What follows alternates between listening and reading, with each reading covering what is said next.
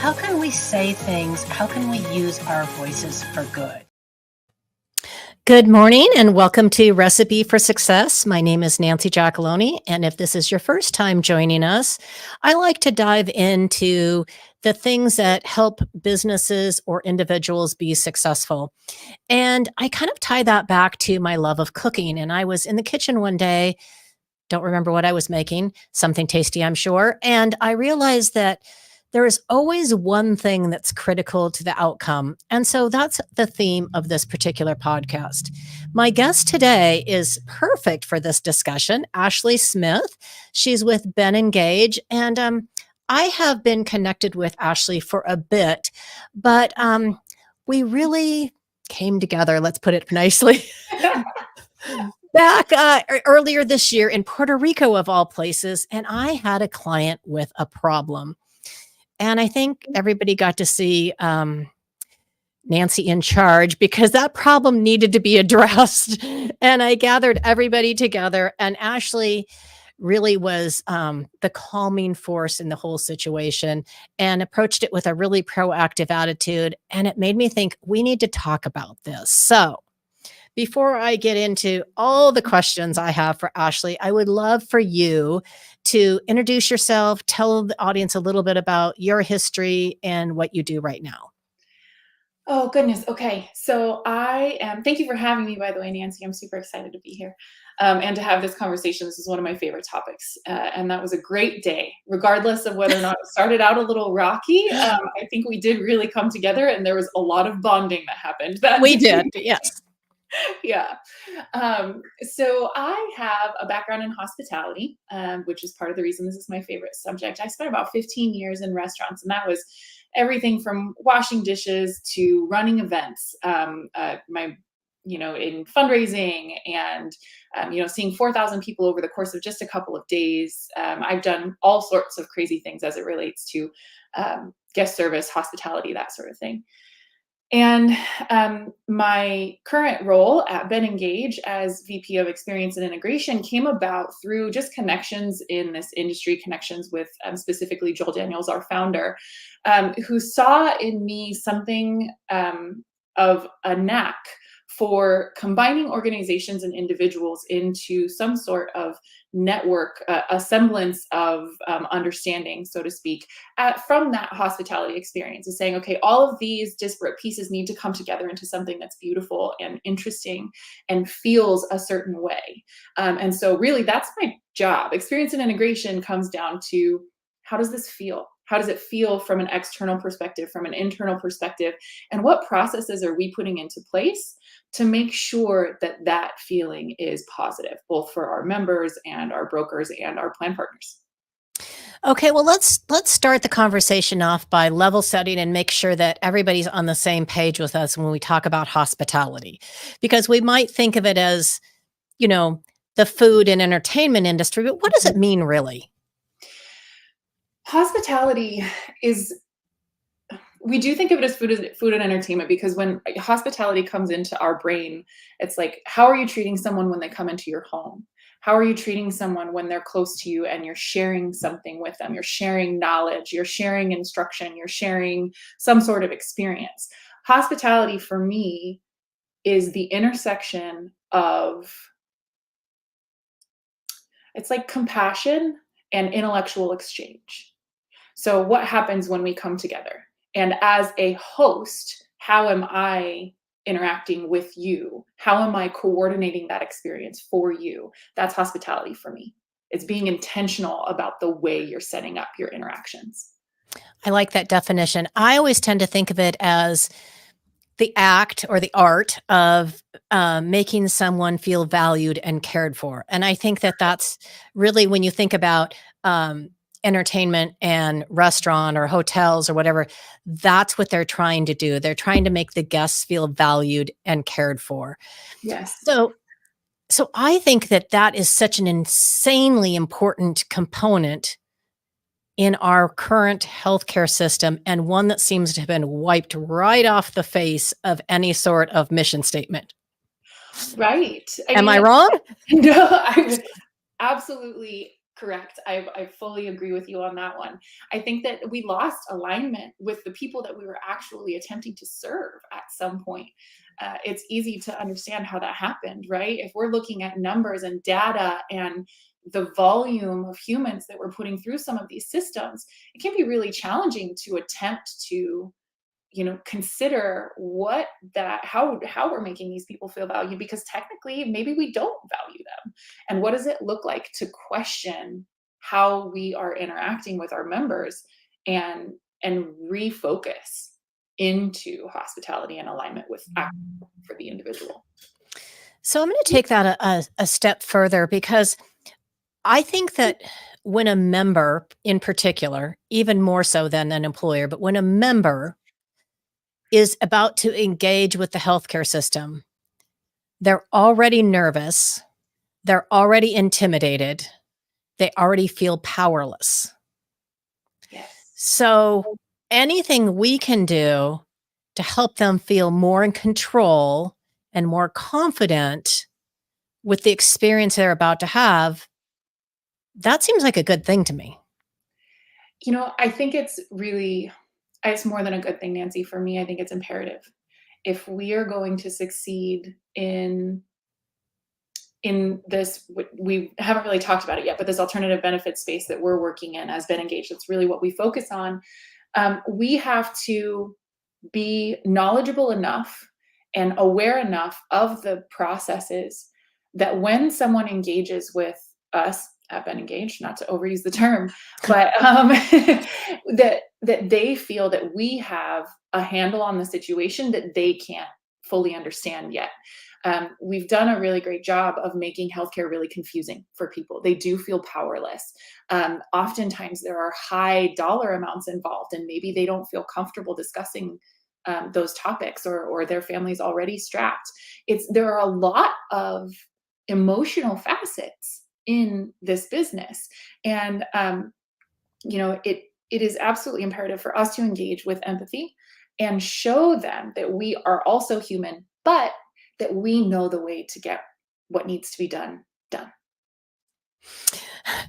As Joel says so eloquently, when someone has been engaged, tee hee yourself.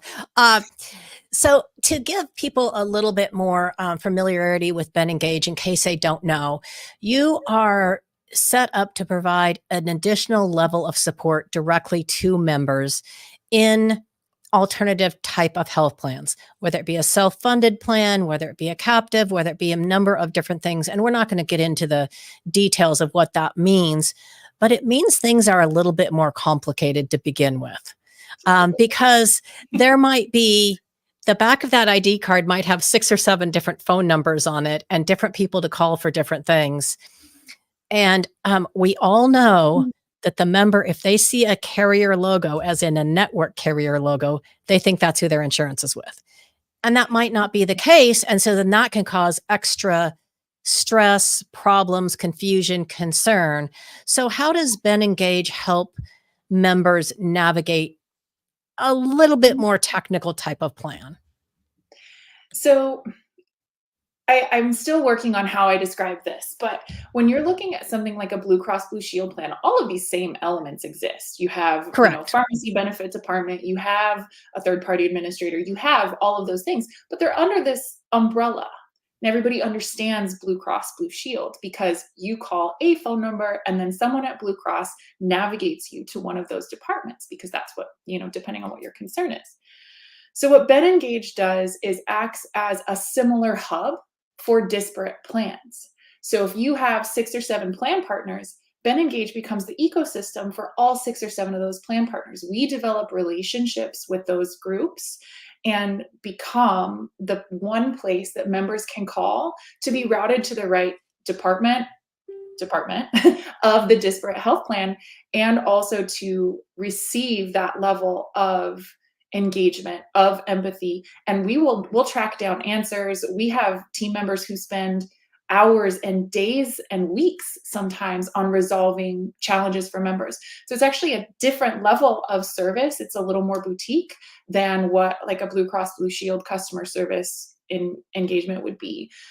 We really pride ourselves on following through and closing the loop and making sure that our members feel that they're not only kind of stewarded through the process, but also empowered to understand these plans a little better. So I would say that you guys are like the priority line for these plans. So if a member calls you, you're going to connect them to the right place instead of them having to guess, kind of like an easy button. Yes, they don't have to understand what a third-party administrator does, who they are, what phone number to call. That's an us thing. We understand this so that you don't have to. I like that. Okay, so let's go back to the topic of hospitality in general and also specific to healthcare. Why do people think it's okay not to be nice anymore?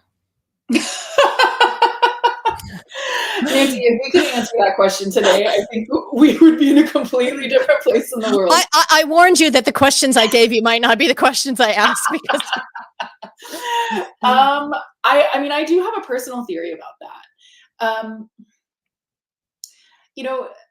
50 or 100 years ago, when we were having a conversation with someone, we would have been somehow intimately connected to them. We would have shared some sort of demographic similarities. We would have maybe lived in the same place. We would have maybe shared the same political views. We would have maybe had the same job, or our kids would have gone to the same school. All of that means that we have things in common. So it's easier to relate. And also, because we're dealing with smaller networks, we're held accountable for our actions. We're held accountable for whether or not we're kind. I live in a small community still. I'm in Grants Pass, Oregon. We're about 40,000 people. And as a former business owner, I can tell you that I was not allowed to be rude. I was not, if I was, my business would fail. So now we're in this world where we can connect with someone in an instant from across the country, from across the state, from across the planet. And we don't have any more of those things in common. And we have yet to, I think, evolve or develop as a culture where we can continue to hold space for those individuals that don't have anything in common with us. My theory is that because we might only speak to each other for 10 or 15 seconds, and we're not going to be held accountable for our kindness, we've decided that it's okay to not engage in a way that actually could connect. We're not actually connecting. We're just doing business. And I think we've just lost that need. We think we're connecting on Facebook and Instagram and that sort of thing, but it's hollow.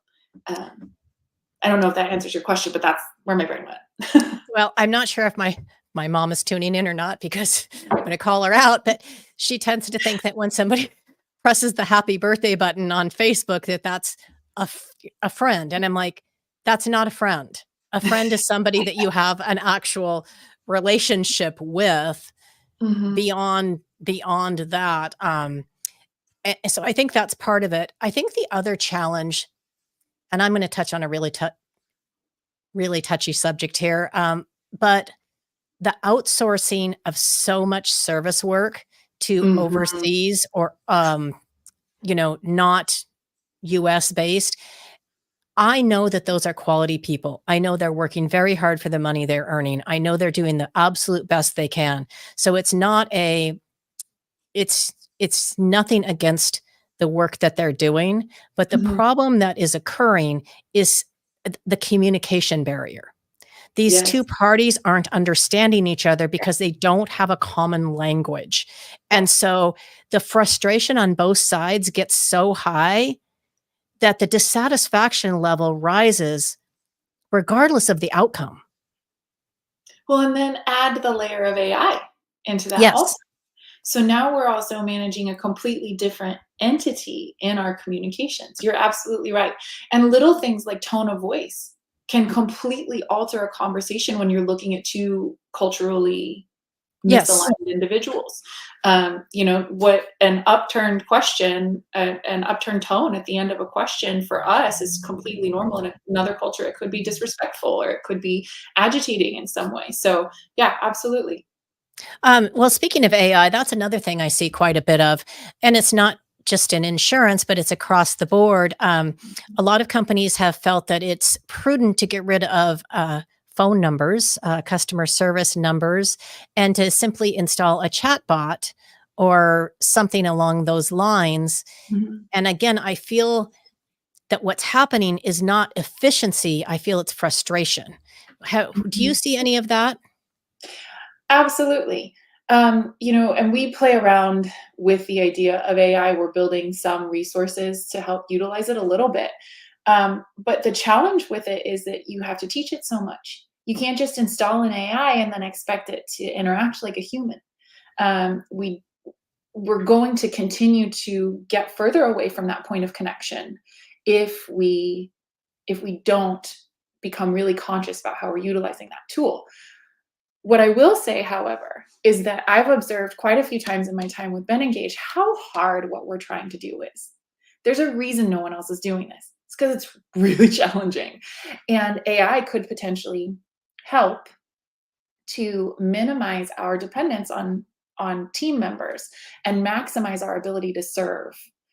But again, if we're not doing it in the right way, it's going to be completely counterintuitive to who we are as a company. So I think making sure if people are employing those tools to be really conscious and intentional about how. Yeah, that makes perfect sense because I mean, technology and AI they're both our friends Mhm. as long as we leverage them correctly and don't use them as a barrier to actual connections. Yes, and I would say that we have the exact opposite tact. You said removing phone numbers. We do the opposite. All of our member communications that go out say, call us, call us, call us. So oftentimes our team members are fielding questions that could potentially be handled by technology, but it's that human element that builds who we are as a company, I think, or I really like builds. that. One of the things that I wanted to read this because where did it go? Oh, one of your objectives I read on your LinkedIn profile is to elevate both the internal and external customer experience. I Mhm. really like that comment because I think internal is as important as external because I think it flows through. Absolutely. If not almost more. Like I a lot of my work right now is focused on what our internal experience is. I mean, a lot of people call that human resources, but for me, it's bigger than that. I want to focus just as much on our hospitality for our team members as I do for our broker partners, our plan partners, our members, that sort of thing. It's absolutely essential. Well, one of my favorite sayings of all time is the way you do anything is the way you do everything. Yes, So if you're kind to your team members, if you're supportive to your team members, more than likely that will overflow to the people that you're serving. absolutely. If I have a rough conversation with one of my direct reports and she's distraught and uncomfortable and agitated, that's absolutely going to flow through. So I, as a supervisor and a leader in our company, have to maintain a level of kindness and empathy and compassion with our team members so that they can give that to our members. For me, it's almost funny that we even have to have that conversation because it's so intuitive. But it's definitely a tenet of who we are as a company, and it's part of what you saw, I think, when we were in Puerto Rico, when Yes. all of us came together but that's who we are. It's not some sort of cultural statement that we're building into our training. It's just an everyday situation. Kind, clear, concise communication, is just part of our fabric, I and love that.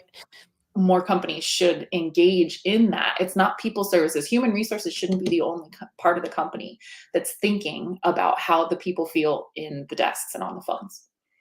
Well, I think, I mean, we all know, the world turned upside down as a result of COVID. So now it's trying to right itself again. And I Mhm, think it's struggling a little bit, but I do believe that people crave connection. They mhm. crave feeling cared for. They crave feeling valued. And quite frankly, there's no place they feel less cared for and valued than at a doctor's office most of the time. Um, Yeah. they call up the doctor's office. They don't say what's wrong. Their first question out of their mouth is, "Who's your insurance company?" They want Yes. all of your personal information, and no one ever actually says, "Are you okay? Is Right? this urgent?" Yes. Those questions aren't even part of the conversation anymore. It's, "How are we gonna get your money?" And I know, Yes. I'm not trying to be disparaging to the physicians themselves, because I know, again, they're overburdened, they're overworked, all of the things. Right. But I'm hopeful that the work that you guys are doing at BenEngage, that some doctor's office is going to listen to that and say, wow, maybe we should try showing a little bit more care and compassion from Yeah. the very beginning all the way through the experience. You and I both, Nancy.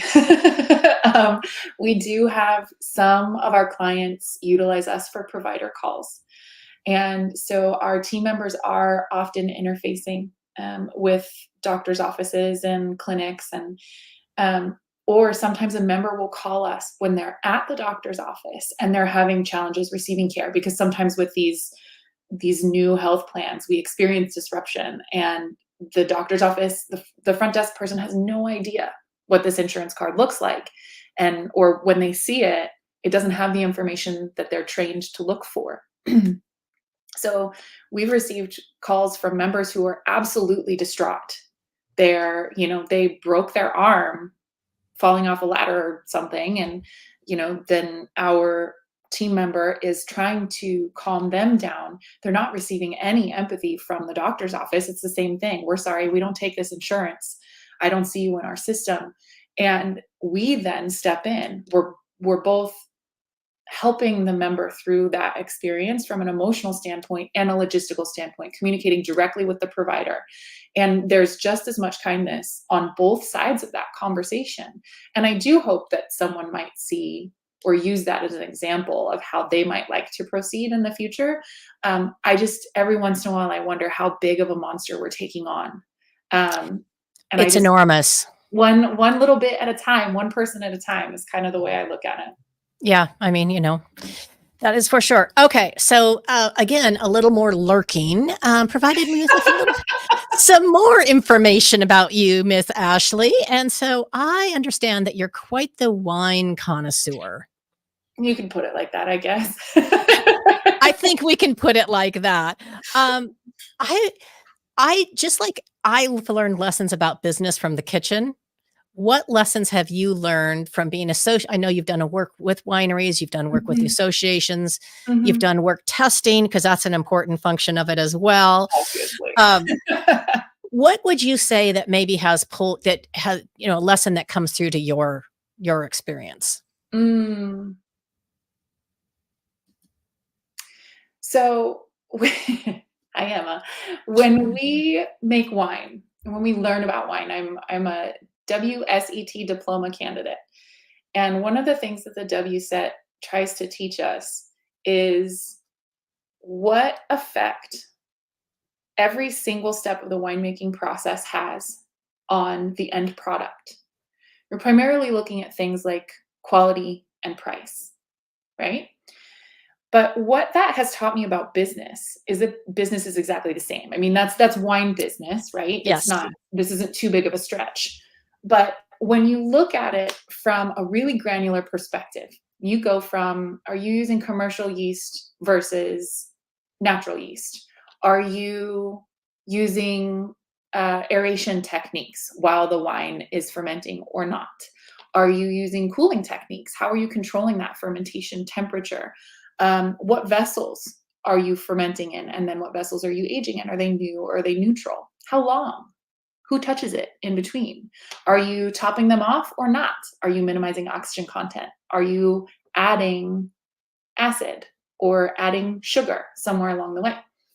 So we learn all of those things that contributes to the overall price and quality of a wine. So hospitality and business and what I do is exactly the same. How am I speaking to this individual? What kind of resources does she have at her disposal in order to answer these questions? What does that mean from a cost perspective? How long does it take me to build that resource? Same thing for how long does it take me to have this conversation with this person? All of those things contribute to the quality and the price of our product, which is humans. And oftentimes we don't attempt to measure that. And I think that having the perspective of all of those minute details of wine has really helped me ask the right questions when it comes to our business and how we make sure that it's not only beautiful, but profitable Right. and can sustain itself.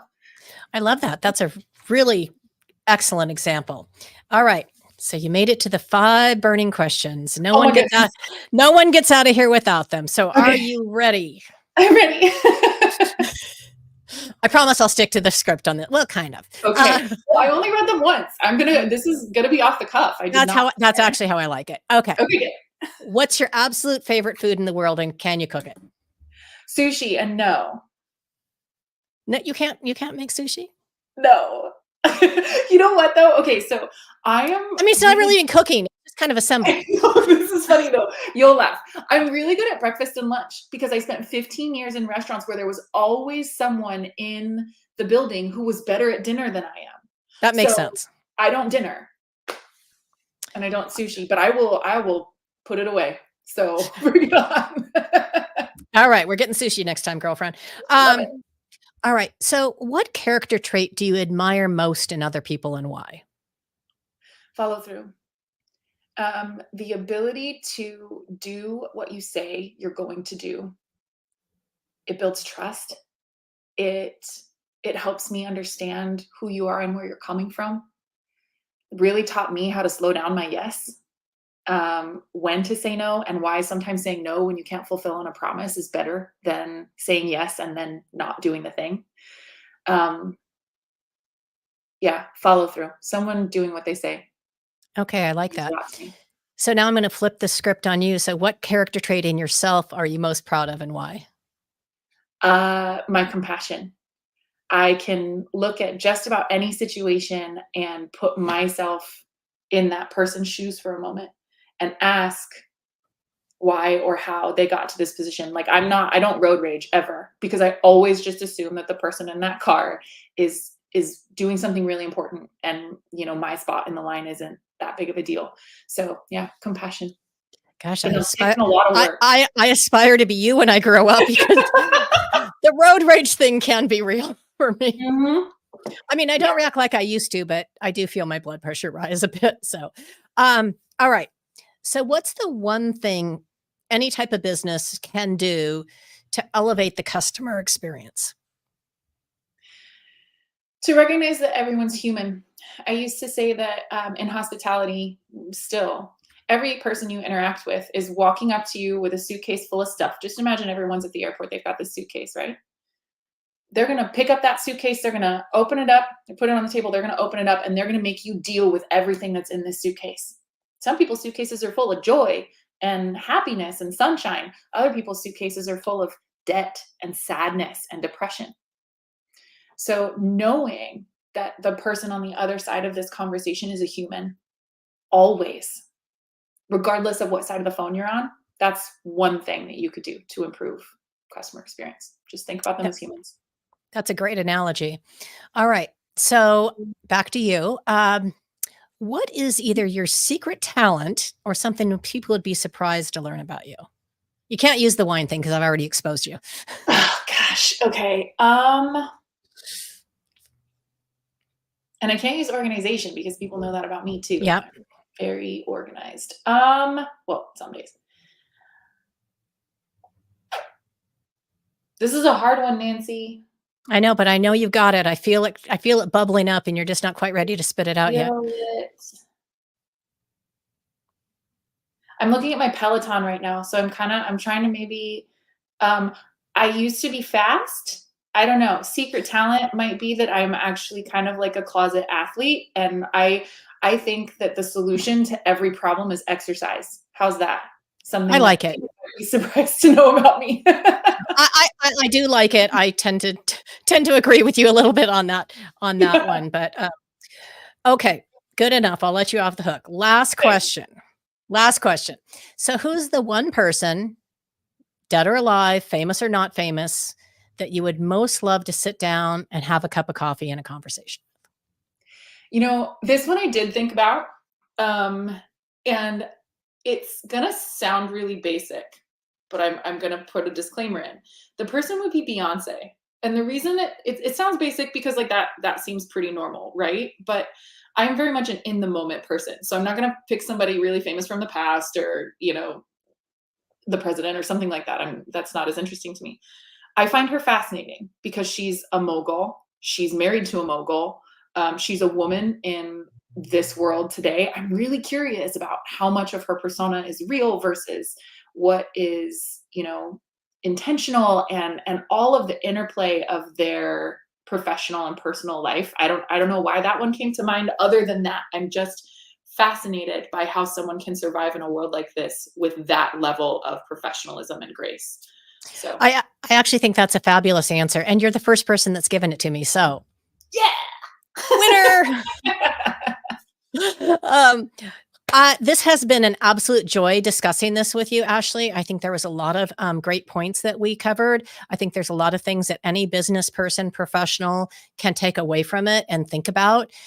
So you can expect to see a few clips from this one popping up because I think there was gold in them there hills. So Yay. thank you again so much. And for any of you that would like to know more about BenEngage, please reach out directly to Ashley. You can also reach out to Joel Daniels.